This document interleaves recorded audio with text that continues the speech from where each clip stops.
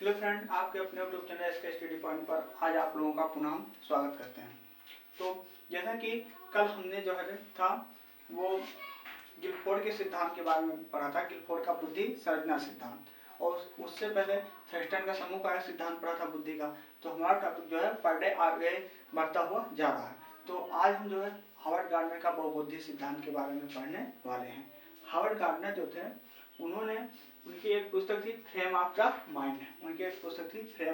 Mind, उन्होंने theory of multiple के अंतर्गत जो है अपनी बुद्धियों को बताया। पहले 7 प्रकार बताया, फिर 8 प्रकार बताया, वर्तमान में जो है 9 प्रकार की उन्होंने बुद्धि के बारे में बताया है।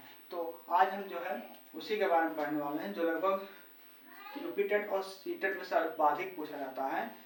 सीटेट में तो लगभग 1-2 क्वेश्चन वैसे दे देता है, इससे कंफर्म है एक क्वेश्चन तो आता है, लेकिन यूपीटेट में भी पूछा जाता है। तो आज हम इसी के बारे में देखने वाले हैं, हार्वर्ड गार्डनर का बहुबुद्धि सिद्धांत।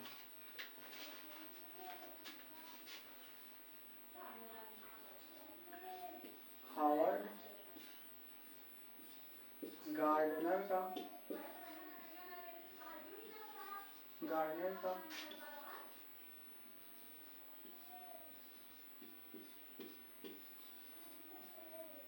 बहुबुद्धि सिद्धांत। हार्वर्ड गार्डनर का बहुबुद्धि सिद्धांत के बारे में हम पढ़ने वाले हैं। इन्होंने कब दिया था? तो 1983 में दिया था। जब उन्होंने 83 में दिया तो कितनी प्रकार की बुद्धि के बारे में बताया था? 7 प्रकार की बुद्धि के बारे में सब। तो हम देख रहे हैं हार्वर्ड गार्डनर का बहुबुद्धि सिद्धांत। हार्वर्ड गार्डनर ने 1983 में अपनी बहुबुद्धि सिद्धांत को दिया। तब उस समय उन्होंने 7 प्रकार की बुद्धि को बताया था। फिर उसके बाद में उन्होंने 1998 में 8 प्रकार की बुद्धि के बारे में बताया। 1983 में 7 प्रकार, 1998 में 8 प्रकार, उसके बाद में सन 2000 में 9 प्रकार की बुद्धि के बारे में इन्होंने बताया। 1983 में 7 प्रकार, 98 में 8 प्रकार, और उसके बाद सन 2000 में इन्होंने 9 प्रकार की बुद्धि के बारे में बताया। किसके तहत? फ्रेम ऑफ द माइंड की बुक है, और उस लिख देते हैं। गार्डनर ने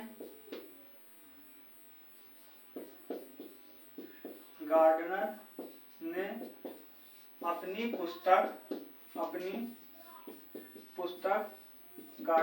पुस्तक frame of the mind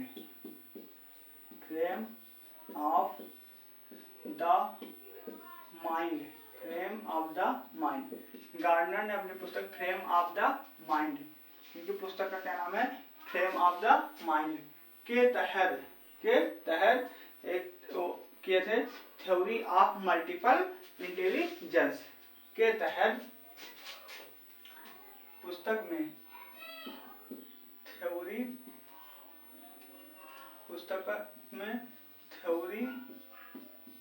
of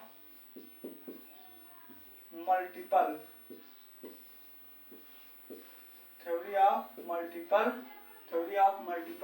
intelligence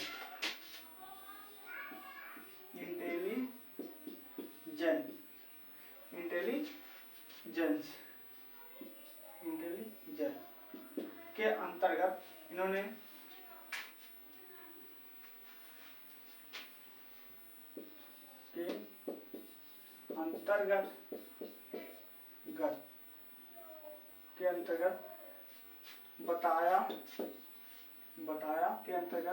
बताया बुद्धि एकांकी न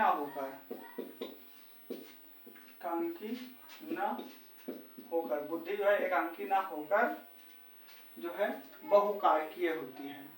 बुद्धि एकांकी जो है ना होकर बहुकारकीय होती है, अर्थात एक तत्व से न मिलकर बहुत सारे तत्व से मिलकर बनी होती, ना होकर बहुकारकीय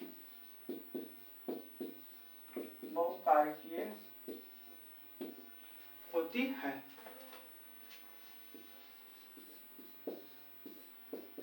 ये देखें, जैसा कि हमने कहा कि हार्वर्ड गार्डनर ने, हमने लिखा है गार्डनर ने, या हार्वर्ड गार्डनर का पूरा नाम। हार्वर्ड गार्डनर ने 1983 में इनकी पुस्तक थी फ्रेम ऑफ द माइंड के अंतर्गत थ्योरी ऑफ मल्टीपल इंटेलिजेंस में, थ्योरी ऑफ मल्टीपल इंटेलिजेंस के तहत इन्होंने बुद्धि को कहा एकांकी न होकर बहुकारकीय होती है। अब हम आगे देखते हैं। 1983 में 7 प्रकार की बुद्धि, 1983 में 7 प्रकार की बुद्धि, 1998 में 8 प्रकार की बुद्धि और 2000 में 9 प्रकार की बुद्धि बताया। इन्होंने क्या किया, 1983 में 7 प्रकार की बुद्धि बताई। जब अपनी पुस्तक लिखे ये फ्रेम ऑफ द माइंड पुस्तक में जब सिद्धांत दिया 7 प्रकार की बुद्धि लिखे, 1998 में संशोधन किया, इसमें 8 प्रकार की बुद्धि बताया और 2000 में फिर से संशोधन किया, 9 प्रकार की बुद्धि बताया। अब आगे देखते हैं कुछ अन्य फैक्ट के बारे में, आगे देखेंगे इनके बारे में कुछ अन्य महत्वपूर्ण फैक्ट। अब हम देखेंगे इनके अनुसार जो इन्होंने 9 प्रकार की बुद्धि को बताया है, इसका हम एक एक करके सभी 9 प्रकार की बुद्धि के बारे में देखेंगे। गार्डनर का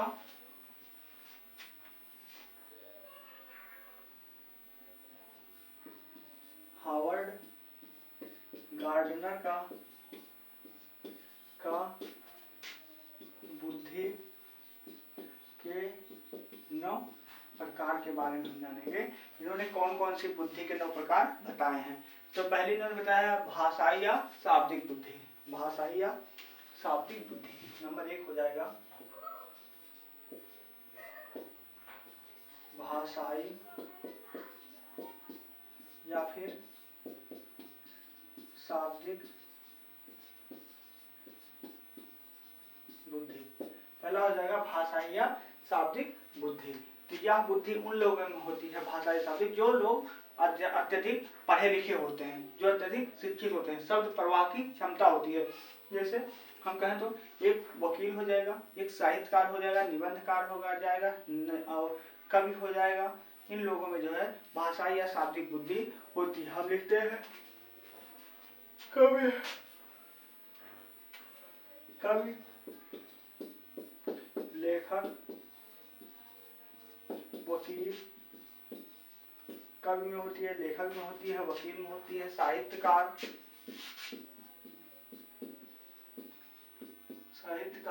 अध्यापक, आज सभी में इस प्रकार की बुद्धि पाई। हमने जितने भी उदाहरण लिखा है इसमें से कोई भी उदाहरण देकर पेपर में पूछ सकता है कि हावर्ड गार्डनर के अनुसार इस व्यक्ति में किस प्रकार की बुद्धि पाई जाती है। तो यहाँ पर भाषाई या शाब्दिक बुद्धि पाई जाए। हम तार्किक बुद्धि या गणितीय बुद्धि की बात करते हैं। नंबर 2 हमारा हो जाएगा तार्किक या फिर गणितीय बुद्धि। हमारा है तार्किक या फिर गणितीय बुद्धि। तो तार्किक या गणितीय बुद्धि किसमें पाई जाती है, जो गणितज्ञ होंगे, वैज्ञानिक होंगे, इन लोगों में तार्किक या गणितीय बुद्धि पाई जाती है। हमने कहा तार्किक या गणितीय बुद्धि, हमने कहा वैज्ञानिक, गणितज्ञ, हमने कहा वैज्ञानिक हो गया, गणितज्ञ हो गया, कूटनीतिज्ञ,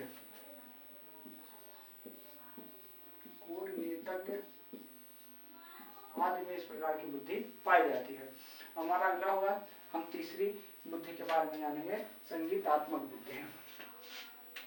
नंबर 3 होगा संगीतात्मक बुद्धि। संगीतात्मक बुद्धि, तो जैसा कि पता है संगीतात्मक बुद्धि किसके पास होती है, तो संगीत करने वाले, जैसे आपने कहा गायक हो गया, संगीत लिखने वाला लेखक हो गया, वाद्यकार हो गया, और ऐसे लोगों में होती है। हमने कहा संगीतकार,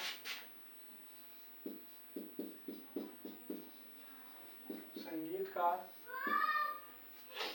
लेखक,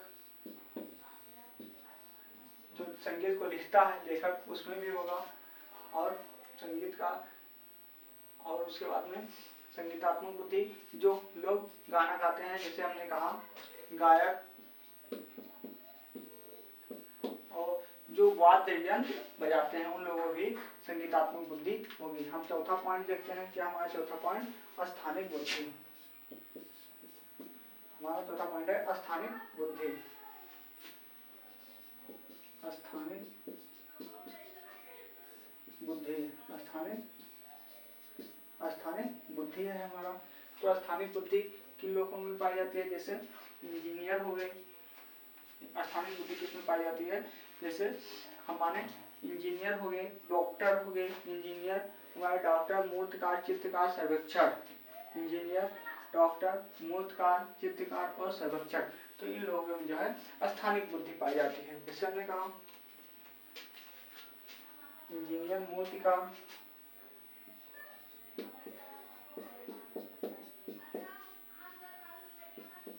इंजीनियर,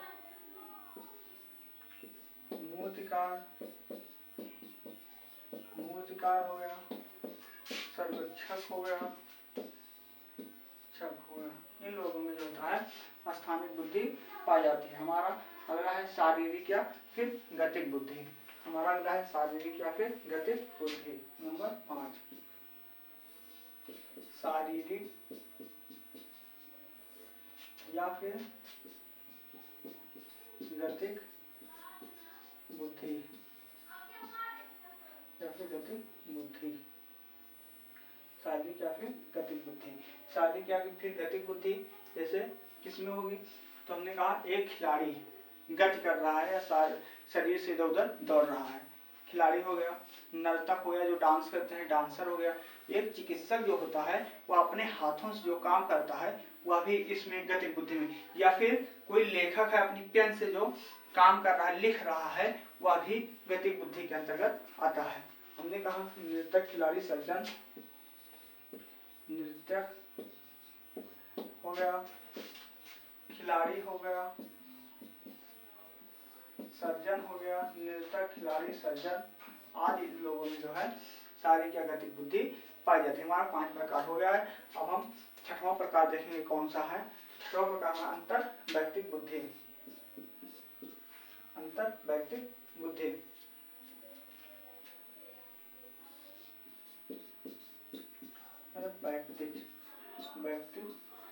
अंतर वैयक्तिक बुद्धि। हम जानेंगे अंतर वैयक्तिक के बुद्धि का। अंतर वैयक्तिक बुद्धि क्या होती है। तो अंतर वैयक्तिक बुद्धि दूसरे को, अंतर वैयक्तिक बुद्धि उन लोगों में होती है जो दूसरों के भाव को समझ सकते हैं। जैसे जो नेता होते हैं वो जब भाषण देते हैं इलेक्शन के समय, तो वह ऐसे फैक्ट पर बात करते हैं कि जो जनता को अपनी ओर आकर्षित करे। वो समझ जाते हैं कि जनता के मन में क्या चल रहा है, तो उसी फैक्ट को वो बढ़ाते हुए आगे चलते हैं। अगर मान लीजिए हम जाते हैं किसी कपड़े के दुकान पर, तो कपड़े वाला पहले हमसे बात करके ही जान लेता है कि इनके पास कितना पैसा है और ये कितने पैसे तक का कपड़ा ले सकते हैं या सामान ले सकते हैं। दुकानदार में भी अंतर वैयक्तिक बुद्धि होती है। जैसे हमने कहा दूसरे के भाव को जानना,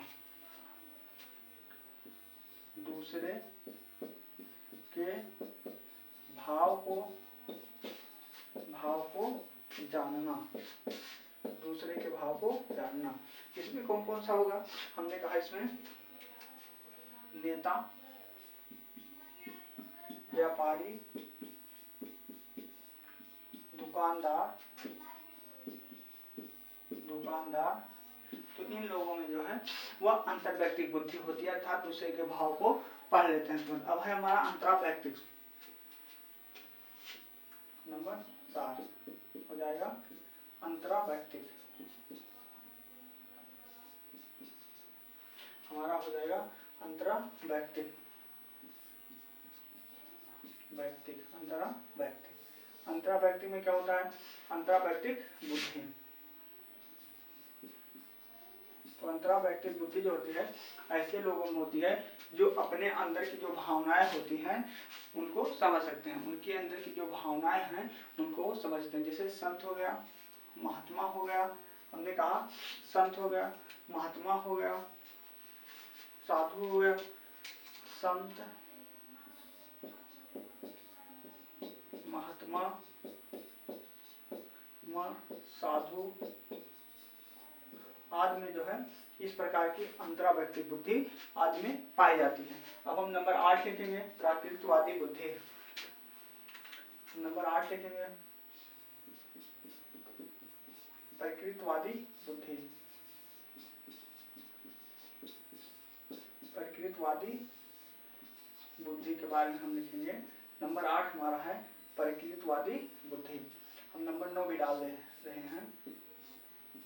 नंबर 9 हमारा अस्तित्ववादी बुद्धि। प्रकृतवादी में पहले देखते हैं। प्रकृतवादी बुद्धि उन लोगों में होती है जो प्रकृति के प्रति जो होता है लगाव रखते हैं, प्रकृति के प्रति लगाव। जैसे हमने कहा किसान हो गया, किसान भी जो है प्रकृति से लगाव रखता है। हम कहें किसान हो गया, जीव वैज्ञानिक हो गया, हमने कहा किसान, किसान या जीव वैज्ञानिक, जीव वैज्ञानिक, जीव वैज्ञानिक, किसान, जीव वैज्ञानिक, इन लोगों में जो होता है वह प्रकृतवादी बुद्धि पाई जाती है। अब हम आगे देखें अस्तित्ववादी बुद्धि। हमारा 9 नंबर है अस्तित्ववादी बुद्धि। हम देखेंगे अस्तित्ववादी बुद्धि के बारे में।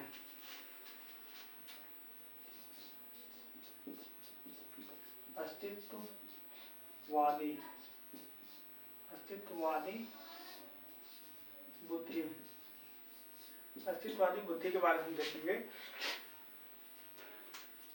यह बुद्धि पाई जाती है जो दार्शनिक होते हैं, नेक होते हैं, चिंतक होते हैं, आदि लोगों में यह बुद्धि पाई जाती है। तो हमने जो है बहुत विस्तार के साथ जो हार्वर्ड गार्डनर का बहुबुद्धि सिद्धांत जो था उसके बारे में बताया है। हार्वर्ड गार्डनर का बुद्धि के 9 प्रकार हमने लिख दिया है। इनका सिद्धांत कौन सा है? हार्वर्ड गार्डनर का बहुबुद्धि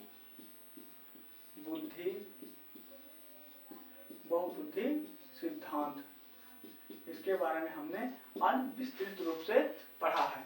अब हमारी कल दूसरा इसी टॉपिक का हम दूसरा सिद्धांत बुद्धि का पढ़ेंगे। तो आज अपनी क्लास हम यहीं पर रोकते हैं, समाप्त करते हैं। अगर हमारा वीडियो पसंद आया हो तो हमारे चैनल को सब्सक्राइब करके वीडियो को लाइक और शेयर करें। धन्यवाद।